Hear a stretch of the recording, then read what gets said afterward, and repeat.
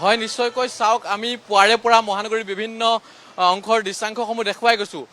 যোৱা নিশা যি মুখলধাৰ বৰষুণ হৈছিল সেই মুখলধাৰ বৰষুণৰ পিছতেই কৃত্ৰিম বানৰ কবলত গুৱাহাটী মহানগৰী। মই বৰ্তমান ৰুক্মিণী গাঁৱৰ পৰিৱেশটো দেখুৱাই ল'ব বিচাৰিছোঁ।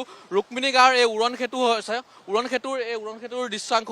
এয়া হৈছে ৰাবাৰ যি যন্ত্ৰচালিত নাও, সেই নাৱেৰে তেওঁলোকে লোকসকলে অহা যোৱা কৰিবলগীয়া হৈছে। কিন্তু প্ৰশাসনে নাওকেইখনৰ বাহিৰে আন কোনো ধৰণৰ খাদ্য সামগ্ৰী বিতৰণ কৰা বা দিয়া দেখিবলৈ পোৱা নাই।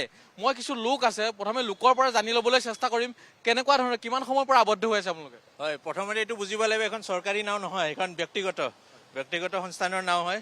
গতিকে আবদ্ধ হৈ আছোঁ যোৱাকালি ৰাতিৰ পৰা। এতিয়া যিমানে যিনক চৰকাৰ বিফল হ'ব পাৰে। আজি আমি ৰিয়েল মেড্ৰিডৰ টি চাৰ্ট পিন্ধি আছোঁ। ৰিয়েল মেড্ৰিড হাৰিছে এইবাৰ চেম্পিয়ন্ছ লীগত। আমি কিন্তু বিফল হোৱা নাই। আমি চেষ্টা কৰিম নিজৰ ব্যৱসায় আৰম্ভ কৰিবলৈ, ব্যৱসায় জাৰি ৰাখিবলৈ। তো সেই ব্যৱসায়ৰ উদাহৰণ এইটো, আমাৰ যোনটো ইচ্ছা আমাৰ কাষ্টমাৰক ভালকৈ ছেটিছফাই কৰা। গতিকে আমি আমাৰ যিমান যত্ন লৈ পেলাই আমাৰ মাংস লৈ আনিছোঁ, পিগমেণ্ট আমাৰ ব্ৰেণ্ড হয়, আমাৰ প্ৰডাক্ট হয়। গতিকে মাংসখিনি যাতে একো নাই, আমি নিজে পানীত আছোঁ, কিন্তু গ্ৰাহকে যাতে ঠিক মাংস পায় সেইটো আমি ব্যৱহাৰ কৰি আছোঁ। ইমান পানীৰ মাজতো ব্যক্তিগত বাহনেৰে গ্ৰাহকলৈ খাদ্য সামগ্ৰীসমূহ লৈ আহিছে, কিন্তু প্ৰশাসনৰ এতিয়ালৈকে গা লৰা নাই। কি কাৰণ মোদীয়ে কয় আত্মনিৰ্ভৰ হ'ব লাগে, এই আত্মনিৰ্ভৰতাৰ উদাহৰণ। আমি নিজে কৰিম, চৰকাৰ বিফল হ'লেও আমি নিজে আগবাঢ়ি যাম আৰু আমি ছাকচেছ হ'ম। সেই আমাৰ কিন্তু বৰ্তমানলৈ গা লোৱা দেখা নাই। তেওঁলোকে এতিয়া খাদ্য সামগ্ৰী বিতৰণ কৰিব লাগিছিল ইমান সময়। কি ক'ব? আছে তাতে ডিচি আছে, এইফালে ডিচি তেতিয়াৰ আছে, এইটো থিয় হৈ আছে, কিন্তু চাই আছে কিবা কৰে নাজানো। আমি কিন্তু আমাৰ নিজৰ কাম আগবাঢ়ি গৈ থাকিম। হয় নিশ্চয়কৈ। এয়া আপোনালোকে দেখিবলৈ পাইছে এখন ব্যক্তিগত নাৱেৰে তেওঁলোকে যি লোকসকল আছে ৰুক্মিণী গাঁৱৰবাসীৰ অঞ্চলবাসীৰ যি লোকসকল তেওঁলোকক খাদ্য সামগ্ৰী বিতৰণৰ ব্যৱস্থা কৰি দিছে। কিন্তু প্ৰশাসনৰ এতিয়ালৈকে কোনো ধৰণৰ গা লৰা দেখা পোৱা নাই। কিয়নো উপায়ুক্ত মহোদয়গৰাকীয়ে কিছু সময়ৰ পূৰ্বে ইয়াত স্থানসমূহ পৰিদৰ্শন কৰিছিল, কিছু সময়ৰ পূৰ্বে তেওঁ চাই গৈছিল। কিন্তু বৰ্তমানেও তেওঁ কোনো ধৰণৰ যি পানীৰ ক্ষেত্ৰত ল'ব লগা ব্যৱস্থা ল'ব লগা দেখা হোৱা নাই। ফলত যথেষ্ট অসুবিধাৰ সৃষ্টি হৈছে এতিয়া সাধাৰণ ৰাইজ তথা জনগণৰ। আমি আৰু কিছু লোক আছে, তেওঁলোকৰ ওচৰলৈ যাবলৈ চেষ্টা কৰিম। কি ক'ব? গাড়ী আহি আছে, পাৰ হ'ম, বহুত পানী হৈছে একদম। কি ক'ব? এনেকৈ প্ৰতি বছৰে হৈ যায়? প্ৰতি বছৰে আপোনাৰ অকণমান বৰষুণ দিলে ইমান পানী হয় ইয়াতে, মানে গাড়ী ওলাব লাগে, ওলাব পৰা সময়ৰ পৰা আবদ্ধ হৈ আছে। বহুত দেৰি হ'লগৈ, বহুত দেৰি হৈ গ'ল। হয় নিশ্চয়কৈ এনেধৰণে লোকসকলে আবদ্ধ হৈ পৰিছে, কিয়নো তেওঁলোকে বিভিন্ন কামত বাহিৰলৈ যাবলৈ কাম থাকে তেওঁলোকৰ, কিন্তু তেওঁলোকে যাবলৈ পৰা নাই। এনেধৰণে এতিয়া ৰুক্মিণী গাঁওবাসী পানীৰ তলত।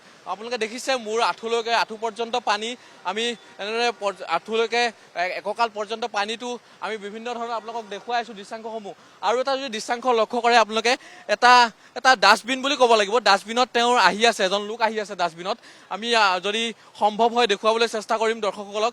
এটা ডাষ্টবিনৰ ভিতৰত তেওঁ আহি আছে, কিয়নো প্ৰশাসনৰ কোনো ধৰণৰ ব্যৱস্থা গ্ৰহণ কৰা নাই। ফলত তেওঁ নিজাববীয়াকৈ ব্যৱস্থা কৰি তেওঁ ডাষ্টবিনত আহিবলগীয়া হৈছে। এনেধৰণে আৰু কিমান সময় থাকিব লাগিব, কিয়নো পুৱা 7 বাজি বা পুৰা নিশাৰে পৰা ইয়াত পানী আছে, কিন্তু পানী বৰ্তমানেও অলপো কম হোৱা পৰিলক্ষিত হোৱা নাই। ফলত বিভিন্ন ধৰণৰ অসুবিধাৰ সৃষ্টি হৈছে। এটা ডাষ্টবিনত এজন লোক আহি আছে, তেওঁ যিহেতু নিশ্চয় বিভিন্ন স্থানলৈ যাব, গতিকে এনেধৰণে যদি লোকসকলৰ অৱস্থা হয় তেনেধৰণে যথেষ্ট অসুবিধাৰ সৃষ্টি হ'ব। আমি দৃশ্যাংশটো দেখুৱাইছোঁ, এজন লোক তেওঁ কেনেধৰণে পানীৰ মাজত এটা ডাষ্টবিন বুলি ক'ব লাগিব, এটা কাৰ্টুন, এটা ডাষ্টবিনত তেওঁ আহিছে আৰু হয়তো তেওঁ ক'ৰবাত নহয় ক'ৰবাত যাব। গতিকে প্ৰশাসনৰ আচলতে কোনো ধৰণৰ গুৰুত্ব নাই। গতিকে এনেধৰণে লোকসকলৰ অৱস্থা হৈছে। আমি দেখুৱাইছোঁ এয়া ৰুক্মিণী গাঁৱৰ অঞ্চলবাসীৰ দৃশ্যাংশ।